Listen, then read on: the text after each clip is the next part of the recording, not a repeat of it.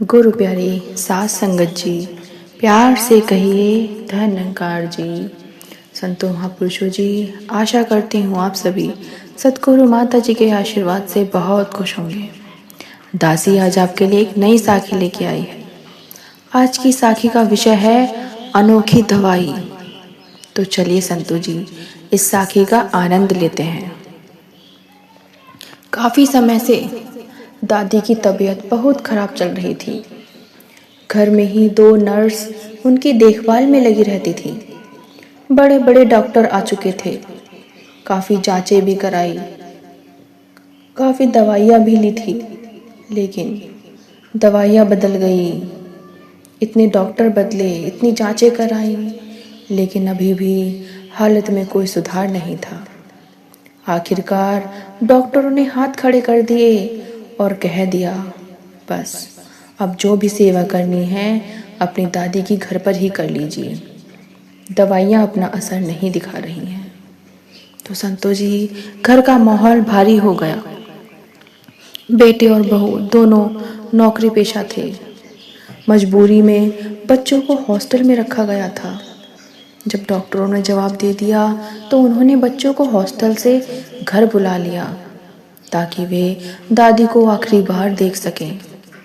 रोज सुबह माता पिता ऑफिस चले जाते और बच्चे बार बार दादी के कमरे में झांकने जाते। एक दिन दादी ने बड़ी मुश्किल से अपनी आंखें खोली और बच्चों को देखते ही वे उनसे लिपट गईं और बच्चों को गले लगाते ही धीरे से बोली, दादी, पापा कहते हैं कि आप बहुत अच्छा खाना बनाती हो।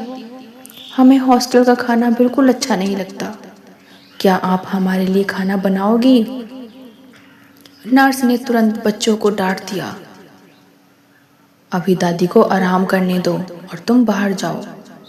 ये सुनकर बच्चे डर के भाग गए, लेकिन तभी एक ऐसा चमत्कार हुआ कि दादी अचानक उठ बैठी हुई और नर्स भी उन पर बरस पड़ी।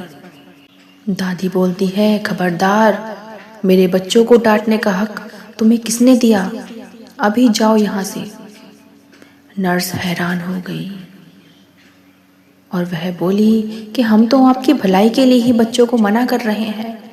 ये बार बार आते हैं और आपको डिस्टर्ब कर देते हैं, आपको आराम नहीं करने देते।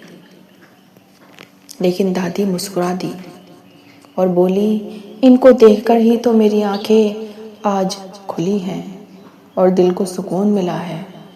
वो सब तू क्या जाने। ऐसा कर, मुझे ज़रा नहाना है, बाथरूम तक मुझे लेकर चल। नर्स सोचती रही कि आज दादी कैसे उठ गई, कैसे उन्होंने इतनी बातें की। कल तक जो दादी बिस्तर से उठ नहीं पा रही थी, आज उनमें यह ताकत कहाँ से आ गई। नहाने के बाद दादी ने रसोई में जाने की जिद की।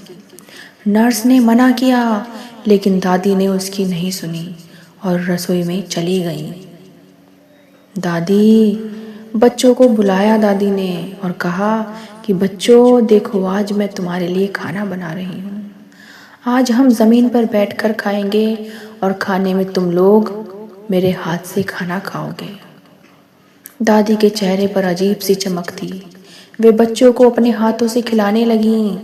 बच्चों ने भी प्यार से दादी के मुंह में निवाले दिए और दादी बच्चों को खुशी खुशी खाना खिला रही थी।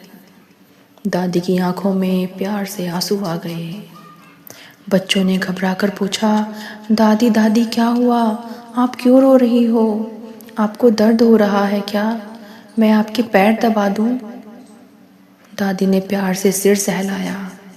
नहीं बेटा नहीं, आज तेरे बाप की याद आ गई कि एक दिन भी था जब वो भी ऐसे ही मेरे हाथों से खाना खाता था, लेकिन आज कामयाबी का ऐसा भूत चढ़ा है कि माँ के पास बैठकर खाना खाने का समय भी नहीं मिलता। प्रकार से बच्चों ने कहा, दादी आप ठीक हो जाओ, हम रोज़ आपके साथ ही खाना खाएंगे, हम हॉस्टल नहीं जाएंगे अब। दादी ने बच्चों को सीने से लगा लिया। यह सब देखकर नर्स की आंखों में भी आंसू आ गए। उसने ऐसा इलाज कभी नहीं पढ़ा था, न कभी किताबों में, न कभी अस्पताल में। यह दवाई थी अपनों के साथ की, अपनों के प्यार की और अपनेपन की। इसके बाद दादी ने मुस्कुराकर कहा, आज से डॉक्टर और नर्स क्या जाने कि भारत में लोग 100 साल तक निरोगी कैसे रहते थे। छोटा सा गांव होता था, कोई सुविधा नहीं थी, फिर भी हर घर में खुशहाली थी। परिवार साथ रहता था, मेहनत थी, प्यार था, वही असली दवा थी। आज के माहौल में माँ बाप बूढ़े हो जाते हैं और बच्चे बाहर निकल जाते हैं। माँ बाप घर पड़े पड़े बीमारी हो जाते हैं। अगले दिन दादी की हालत सचमुच बेहतर हो गई थी। कुछ ही दिनों में वे संभल गईं और अच्छे से अपने घर में रहने लगी। संतों जी, साकी से हमें यही शिक्षा मिलती है कि दवाइयाँ शरीर को ठीक करती हैं, लेकिन अपनों का प्यार आत्मा को जीवित करता है। परिवार का साथ, स्नेह और अपनापन वह अनोखी दवा है जिसका कोई विकल्प नहीं है। संतों जी, जिसका कोई विकल्प नहीं है। अपनों का प्यार अच्छे से अच्छी बीमारी को भी दूर कर देता है। संतों जी, ये साखी आपको कैसी लगी कमेंट में ज़रूर बताएं और दादी के चैनल को लाइक शेयर सब्सक्राइब कीजिए। प्यार से कहिए संतों जी, धन्यवाद जी।